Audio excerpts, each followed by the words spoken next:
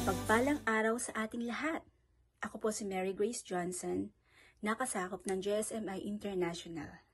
Nandito po tayo sa 10 Minutes Devotion kung saan tayo po ay magbababad sa salita ng Diyos. Mapuspos ng kanyang presensya at lumago sa pananampalataya.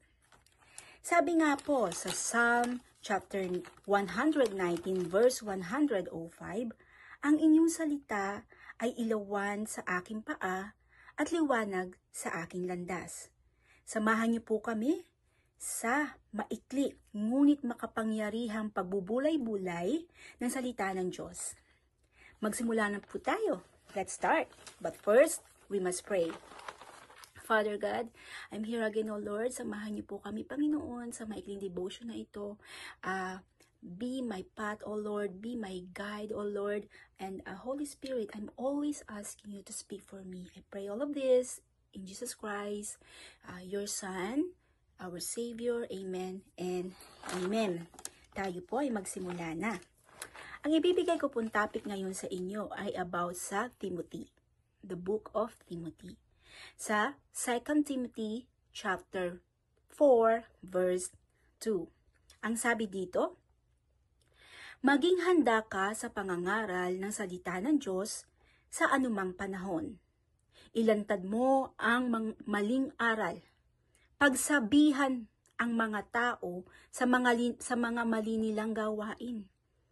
At patatagin ang pananampalataya nila sa pamamagitan ng matyagang pagtuturo. Ang Diyos po ang magpala sa kanyang salita.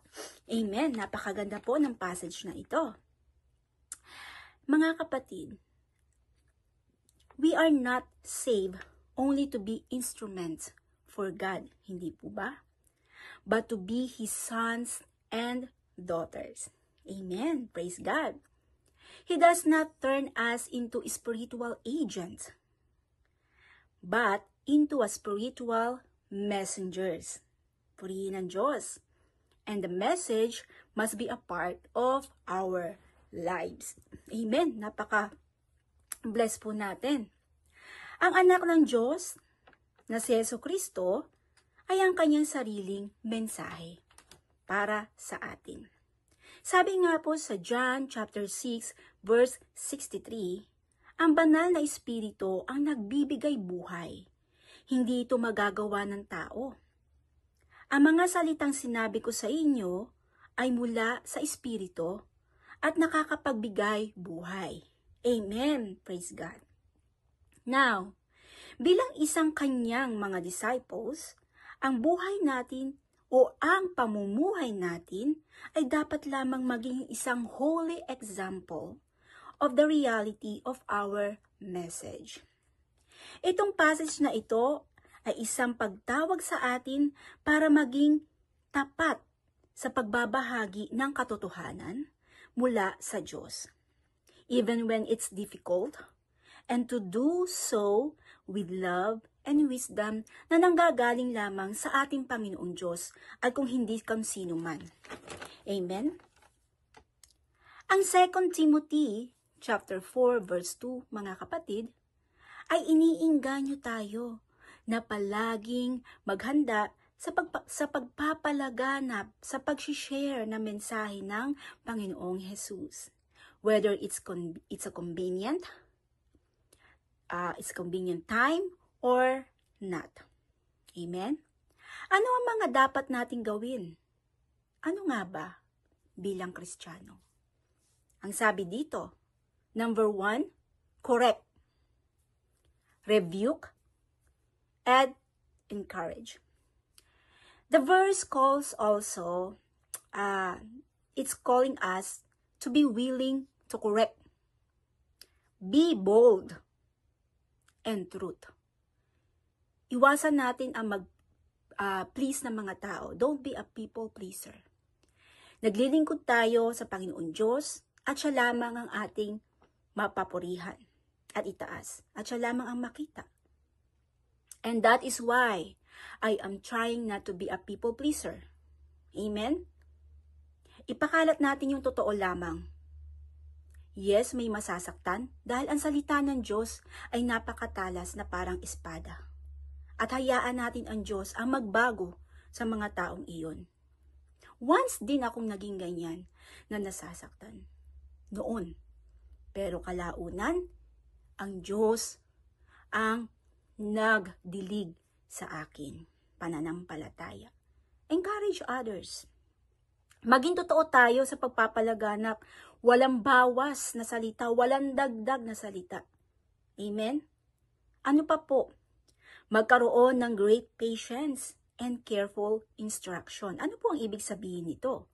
Ini-emphasizes dito ang importansya ng pasensya at maging maingat sa instruction when sharing the Word of God. Ibig sabihin, maglaan ng oras or time to explain things clearly and to be understanding of those who may not understand or agree with us. Hindi na po natin kailangan gumamit pa ng mga pa-sugar coating. Hindi po natin kailangan gumamit pa ng mga malalalim na salita para lang tayo maintindihan ng mga nakikinig. We must choose an easy way and clear way to explain them kung ano nga ba ang kahulugan or mga kahulugan ng mga aral ng Diyos. And of course, don't forget that our best teacher is the Holy Spirit only. Wala na pong ibang mas hihigit pa na teacher kay Holy Spirit. Amen? Now, ang sabi po sa 2 Timothy chapter 4 verse 2, live out the truth. Amen. The truth of the gospel sa ating pamumuhay. Yan ang pinakamahalaga. Ang application. Application is the key. Not just preach it. Na ang galing-galing mo magsalita, gagalingan mo pa magsalita, pero wala namang laman. Amen? Kasi wala doon ang Holy Spirit. Hindi yun ang gagaling kay Holy Spirit. So, ang sabi dito, not just preach it with our words, hindi sa magaling na pananalita. Again, okay? Dapat po, our actions should reflect our faith at maging ilaw tayo sa iba. Amen. Purihin ng Diyos. Now, ano naman po ang sinasabi sa 2 Timothy chapter 4 verse 8? Ang pagkakaintindi ko po dito, kailangan daw nating iwasan ng buong sikap ang mga maling turo, mga kapatid, at umiwas sa makasalanang pamumuhay. Amen. Magagawa lang natin ito? How? Kung matibay tayong nakatayo sa kanyang presensya, sa kanyang pundasyon, o sa tamang pundasyon sa salita ng Diyos. Amen. Let's allow God to have complete liberty in our lives when we speak. Before God's message can liberate other people, His liberation must be first be real in us. Amen. Allow God to set our words on fire. Amen. Purihin po ang salita ng Diyos. Ngayon, tayo po ay manalangin. Father God, thank you for today, Panginoon. Maraming salamat sa patuloy po ninyong paggamit sa amin at pagbibigay ng wisdom na nanggagaling lamang sa inyo, Panginoon. Maraming salamat sa paggamit niyo sa amin bilang instrumento, Panginoon, na katuruan ng iniwan ng aming Panginoong Jesus, Panginoon. Mas tulungan niyo po kami, O Lord, na mapakalat namin mabuti at tunay na nanggagaling namin. In the dark we bring His might. Jesus saves, He's the way, guiding us to brighter days. With a heart for the lost and the broken, His word in our hands, we're unspoken. We stand tall, in faith we rise. In His love we'll reach the sky.